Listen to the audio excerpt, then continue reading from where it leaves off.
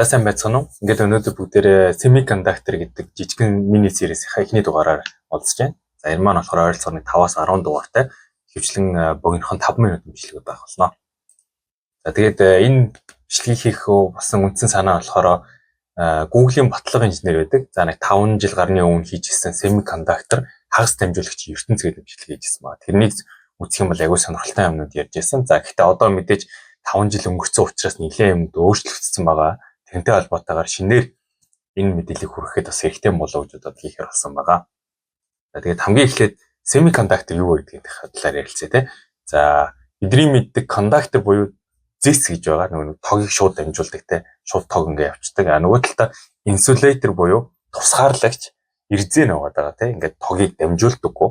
Тэгвэл энэ хоёрын голоор semi буюу хагас дамжуулагч гэдэг нэг өөр тийм материалууд байгаад байдаг. За тэр материалуудыг ашиглаад энэ тогийг дамжуулдаг ийм үйл ажиллагаа. Тэгээ энийг нь бид нэр одоо ашиглах гээд байгаа гэсэн. Энийг нь ашиглаад бид нар орчин үеийн чип буюу тийм юм хийх гээд байна гэсэн. За тэгээд Semiconductor маань хагас дамжуулагч гэсэн.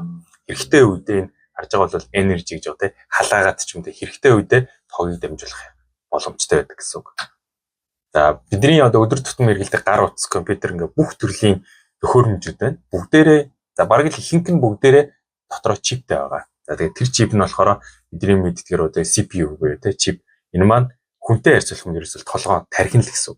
Гол ингээ бодох процессыг хийдэг, бодлоо бодох калькулейт тооцоол хийдэг. За энэ маань тэгээд ер нь бол ийм жижигхэн л нарийнхаа жижигхэн юм байдаг. Нөгөө нэг том юм хэсэгхэн аюул жижиг хэсэг.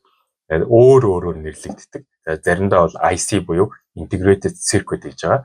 Яагаад гэж нэрлэдэг вэ гэхээр энэ жижигхэн юм маань дотроо ингээд холбогдсон бахан холболтууд транзисторууд байждаг нэг дамжуулдаг юмуд. Тэр маань ямар загвараар яаж хийснээс хамаарат нөгөө нэг сайн компьютер, хурдан компьютер гэдэг тэр ойлголт нь гарч ирэх гээд байна.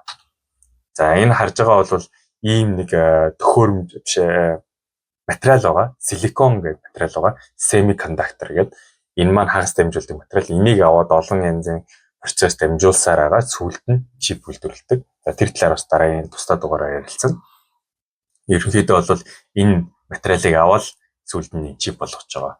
За гэхдээ тэр чип маань биднэрт харахад аюул нарийнхан юм шиг боловч цаанаа бол нэлээд олон давхар гойждаг. Ялангуяа орчин үеийн чипнүүд бол бараг 50-100 давхартай маш олон давхартай байдаг. Тэр давхаргууд нь болохоор мэдээллийг дамжуулах нөгөө тооцоол хийхэд тусалдаг гэсэн.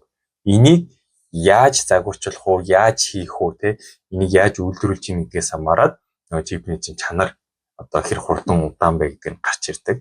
Тэгээд орчин үед бол энэ чипний үйлдвэрлэл, чипний дизайныг нь хийж байгаа, загварыг гаргаж байгаа компаниуд, улсууд бол маш чухал болчихсон. Тийм учраас одоо өөрсдийнх нь одоо үнэлгээний зөндөр болцсон, дэлхийн одоо geopolitics ч гэсэн нөлөөтэй болцсон байгаа даа гэсэн. За бидний харж байгаа энэ олон давхар. За энэ бол одоо ер нь 10 ч юм нэх олон биш ах шиг байна. Энэ маань цаанаа бол ингээд олон боловч биднэрт бол нарийнхаа юм харагдаж байгаа гэсэн. За яагаад энэ Semiconductor маань тийм нарийнхан биднэрт ингээд мэддэхгүй байгаа юм шиг байна гэхлээр маш нарийн амар жижигхэн нөхцөлд ажиллаж байдаг. Тэр маань юу вэ гэхлээр одоо энэ хүний өснийг хэмжих юм бол одоо нэг 70,000 нанометрт тэнцүү байдаг нэ хүний өсний нарийнхан маань.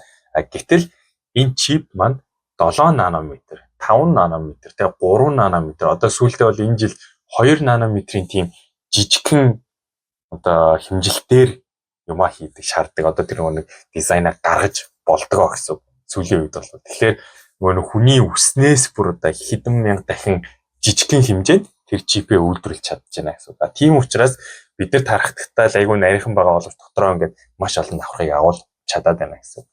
Тэгээд хамгийн анх бол энэ чинь 61 онд бол одоо нэг хумсны калаш гэж яриад байдаг. Иймэрхүү хэмжээтэй аюу энгийн ганцхантай ингээд ороод гардаг юм транзистор хийжсэн болвол сүүлийн одоо 2020 оны ч 24 оных нь болохоор хэдэн сая транзистор нэг чип дотор ордог.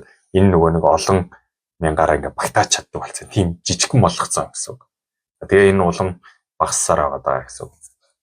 Тэгээд энгийн ойлголт нэх юм бол Semiconductor буюу энэ хагас дамжуулагч гэдэг материал байна. Тэр материалыг ашиглаад бид нэр чип буюу одоо хүний хараад тарих шиг тийм гол процессорыг хийгээд байна. Тэгээд тэр маань бүхэл төхөөрөмжөд ер нь бол бараг л машин, утас одоо юу гэдэг нь бидний харж байгаа бүхэл төхөөрөмжөд ашигладаг болсон байна гэсэн. За тэгээд өнөөдрийн дугаар маань ингээд дуусч байна. Дараагийн дугаараараа хэдүүлээ. Цаашдаа энэ маркет нь хэр том бэ? Ямар компаниуд юу хийдэг? Хин байдаг талаар ярилцгаая. Баяр та.